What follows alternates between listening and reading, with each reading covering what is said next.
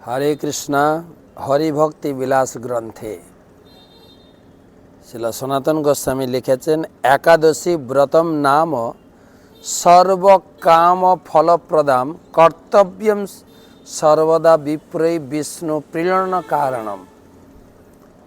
এই একাদশী ব্রত ভগবান বিষ্ণুর অত্যন্ত প্রিয়ণ, অত্যন্ত প্রিয়। সেই একাদশী ব্রত সকল ভক্তকে করা অবশ্যই কর্তব্য।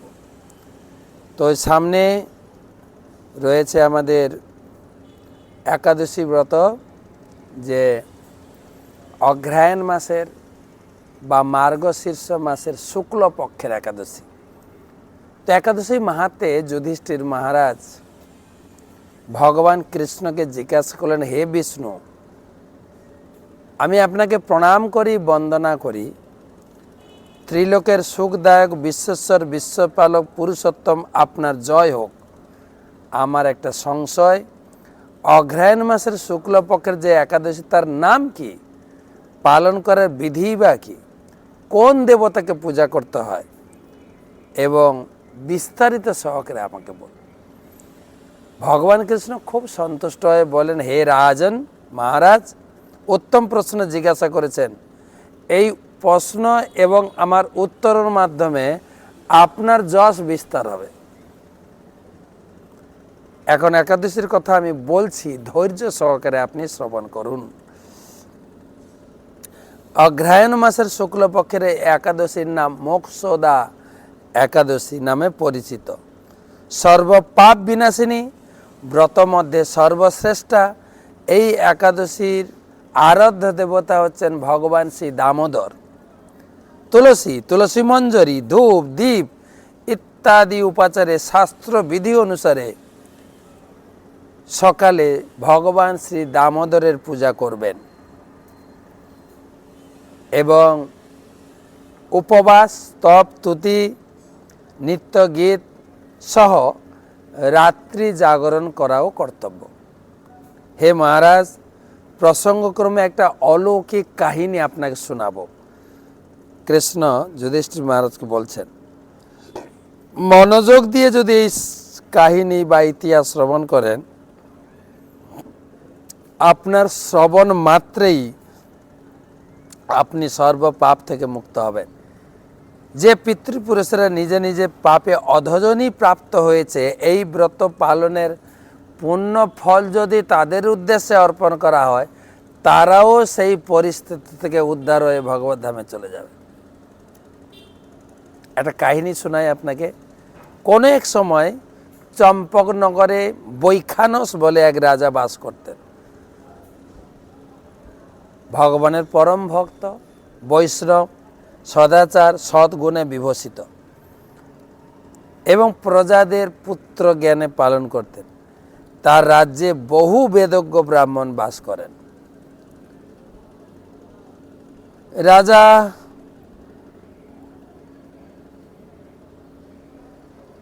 বেশ সমৃদ্ধিশালী। একবার তিনি স্বপ্ন দেখলেন যে তার বাবা নরকে পতিত হয়েছে।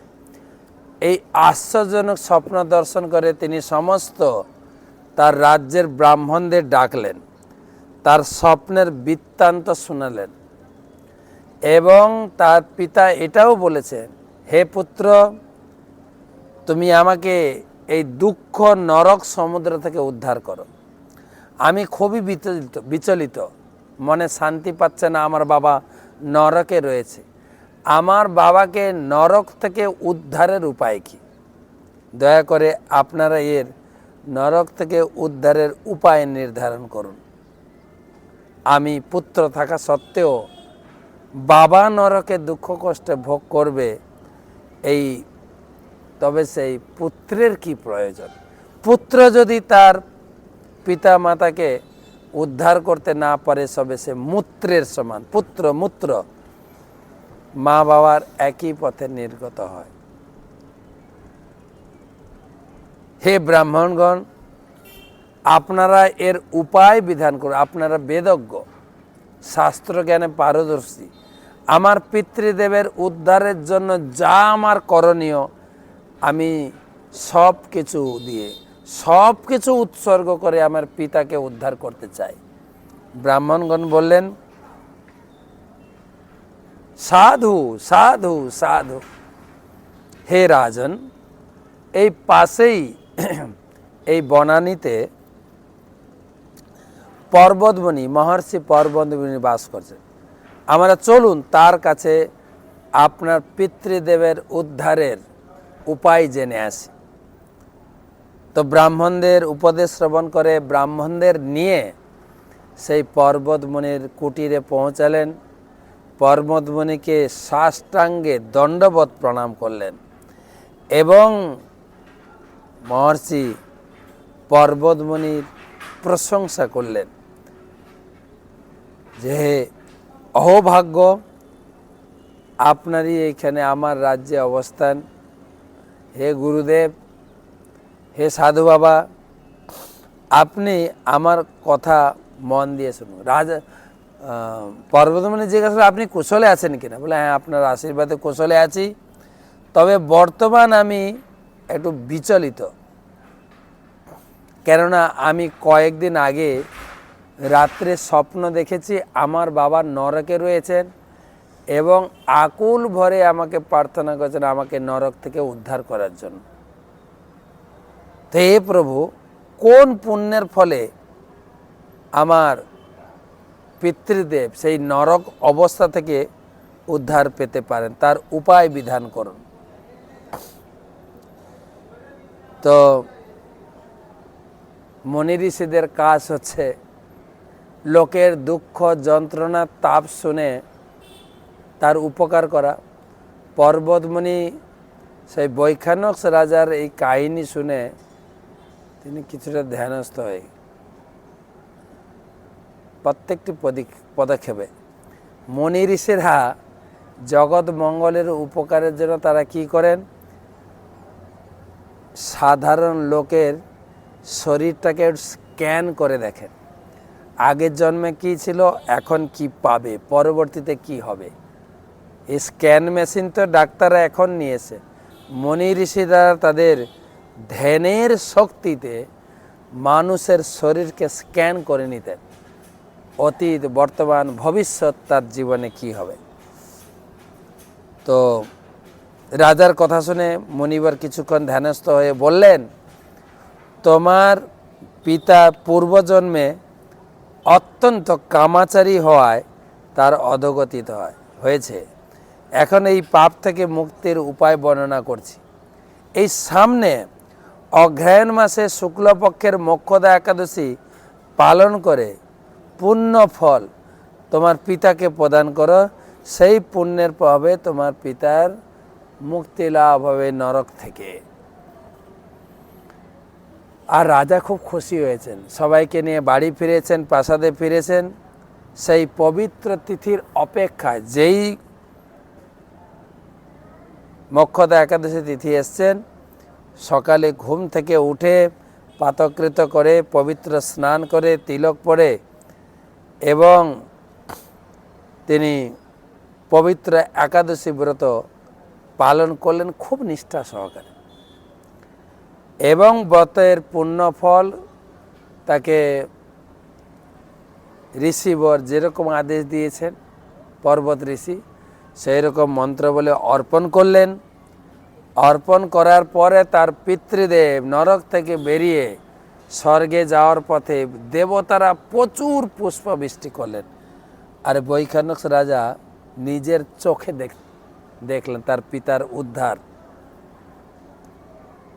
হে মহারাজ যুধিষ্ঠির, যে ব্যক্তি এই মঙ্গলদায়িনী মোক্ষদা একাদশী ব্রত পালন করে সর্বপাপ মুক্ত হয়, মৃত্যুর পরে সে ভগবত ধামে যাবে।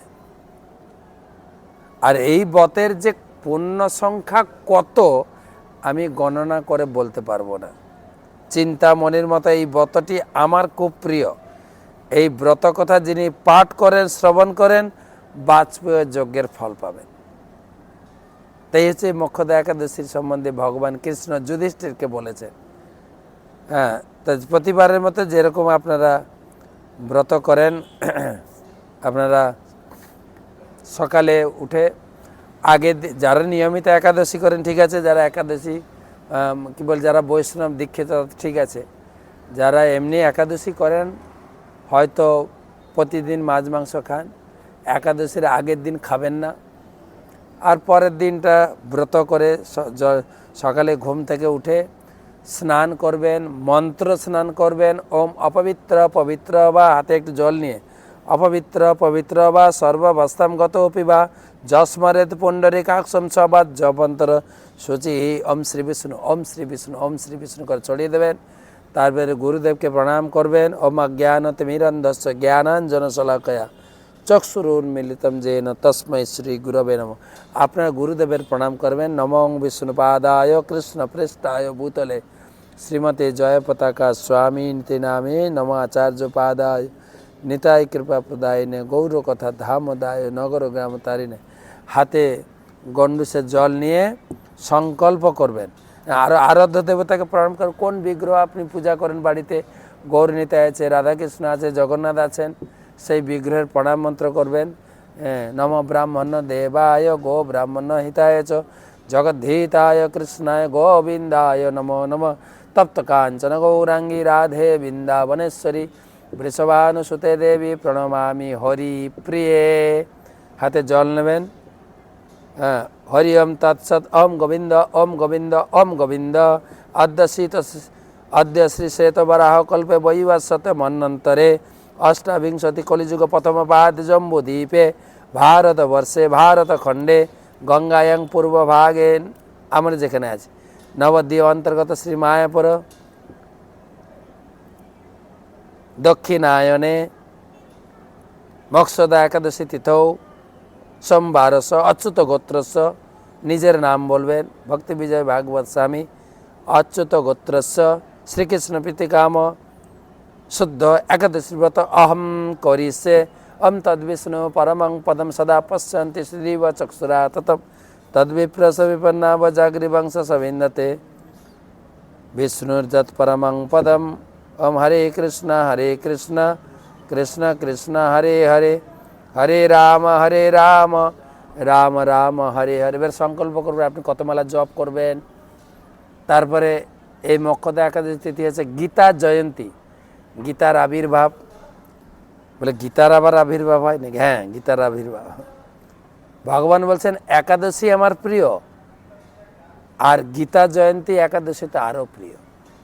কেননা ভগবান নিজে বলছেন, ভগবান উবাচ গীতা মে হৃদয়ং পার্থ গীতা মে সারমুত্তমম গীতা মে জ্ঞানমুত্তগ্রম গীতা মে জ্ঞান অব্যয়ম। গীতা আমার হৃদয়, গীতা আমার উত্তম সারস্বরূপ, গীতা আমার অত্যুগ্র জ্ঞান, গীতা আমার অব্যয় জ্ঞান। গীতা মে চোত্তম স্থানম গীতা মে পরমং পদম গীতা মে পরমম গুহ্যম গীতা মে পরম গুরু। গীতা আমার উত্তম স্থান, গীতা আমার পরম পদ, গীতা আমার পরম গোপনীয় বস্তু, বিশেষ কি গীতাই আমার পরম গুরু। গীতা স্বয়ং তিষ্ঠামি গীতা মে পরমম গৃহম গীতা জ্ঞানম সমাশ্রিত্য ত্রিলোকিম পালমাম্যহম। গীতা আশ্রয়ে আমি বর্তমান থাকি, গীতাই আমার পরম গৃহ, গীতা জ্ঞানকে আশ্রয় করি আমি এই ত্রিলোক পালন করি। সেই গীতার জ্ঞান ভগবান প্রকাশিত করেছিলেন সেই মক্ষদা একাদশী তিথিতে কুরুক্ষেত্রের রণাঙ্গনে।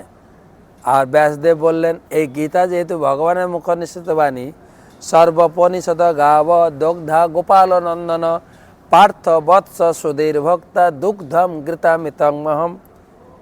এই গীতা হচ্ছে সমস্ত বেদের সার, অমৃতময় দুগ্ধস্বরূপ। ভাগ্যবান ভাগবতী ব্যক্তিরাই সেই গীতার জ্ঞান পান করতে পারেন। সংসার সাগরম ঘোরম তক্তুম ইচ্ছামি যো নর গীতা নামম সমাসাদ্য পারম জাতি সুখেন স। ভগবান বলেন যদি তুমি সংসারের ঘোর যন্ত্রণা থেকে মুক্ত হতে চাও, গীতা আশ্রয় করো, ডেলি গীতা পড়ো।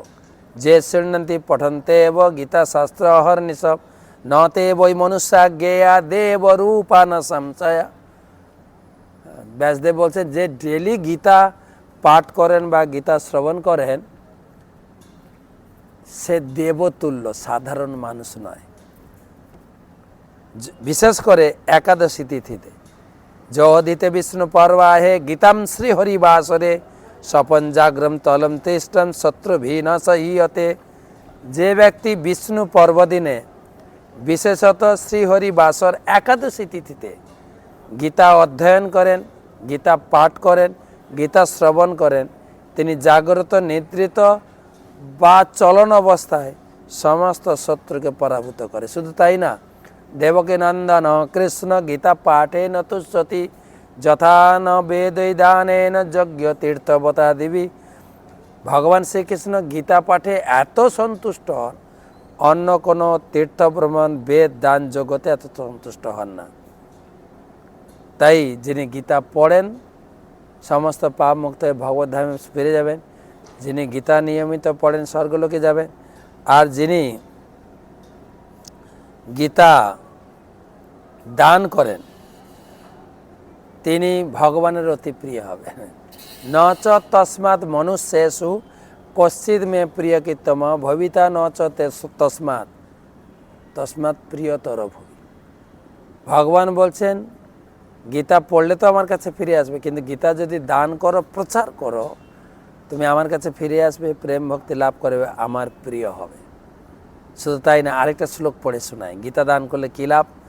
গীতায়া পুস্তকম শুদ্ধম জোহরপয়তেব্যত সাদরাত বিধিনা ভক্তিভাবেন তস্য ভার্যা প্রিয় ভবেৎ যশ সৌভাগ্য আরোগ্য লভতে নাত্র সংশয় দ্বৈতানাং প্রিয় ভূতা পরমং সুখম অশ্নুতে।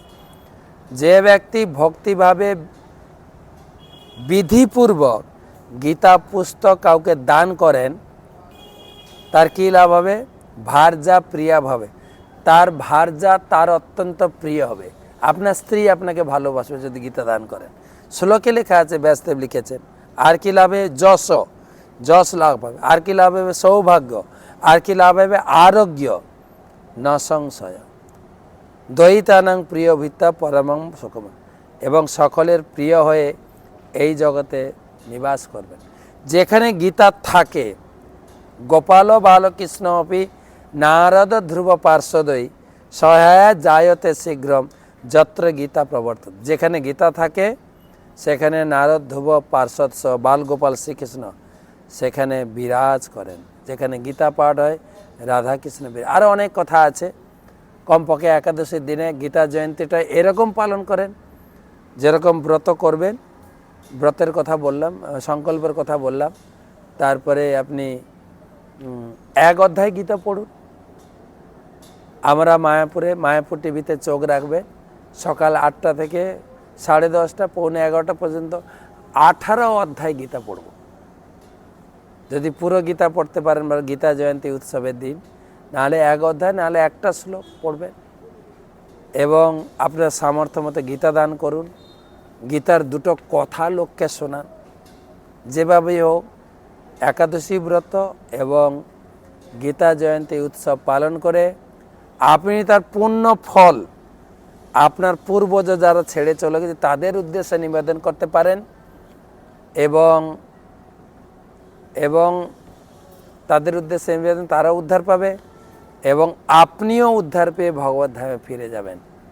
তো পরের দিন আপনি পালন করবেন টাইম মতো। পালনটা গুরুত্বপূর্ণ।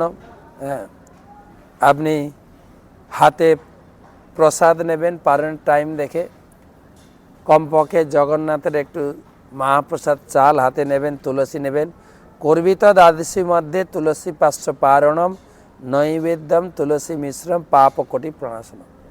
তারপরে মহাপ্রসাদে গোবিন্দে মন্ত্র বলে প্রসাদ পাবেন। ভগবানের কাছে ক্ষমা চাইবেন। ব্রত পালন করতে গিয়ে যদি কোনো ত্রুটি বিচ্যুতি হয়, ভক্তিহীনম ক্রিয়াহীনম বিধি বিহিত বেদত বস্তুমাত্র বিহীনম যস্তু সম্পূর্ণ কুরু প্রভু তন্নাম উচ্চারণে নৈব সর্বপূর্ণম ভবেদ ধরে। এইভাবে আপনি প্রসাদ 1 কোনা পেয়ে তারপরে ভালো করে রান্না করে অন্ন ডাল সবজি রুটি যা খান আপনি রান্না করে ভগবানকে ভোগ দিয়ে কিছু বৈষ্ণব ব্রাহ্মণকে ভোজন করিয়ে ব্রত সমাপন করবেন। এটা হচ্ছে বিধি। আর যদি ব্রাহ্মণ বৈষ্ণব না পান পাশাপাশি মন্দিরে ব্রাহ্মণ সেবার জন্য বা ঠাকুর সেবার জন্য কিছু টাকা পাঠিয়ে দেবেন। সেইভাবে আমরা ব্রতের পূর্ণ ফল লাভ করতে পারব। ভালো করে একাদশী ব্রত পালন করুন। ভগবান দামোদর, ভগবান গীতা বক্তা, ভগবান কৃষ্ণ আপনাদের এবং আপনার পরিবার, আত্মীয় স্বজন সবাইকে সুখে, শান্তিতে, আনন্দে রাখেন, সেই প্রার্থনা করি। মোক্ষদা একাদশী তিথি কি যায়, গীতা জয়ন্তী মহোৎসব কি যায়।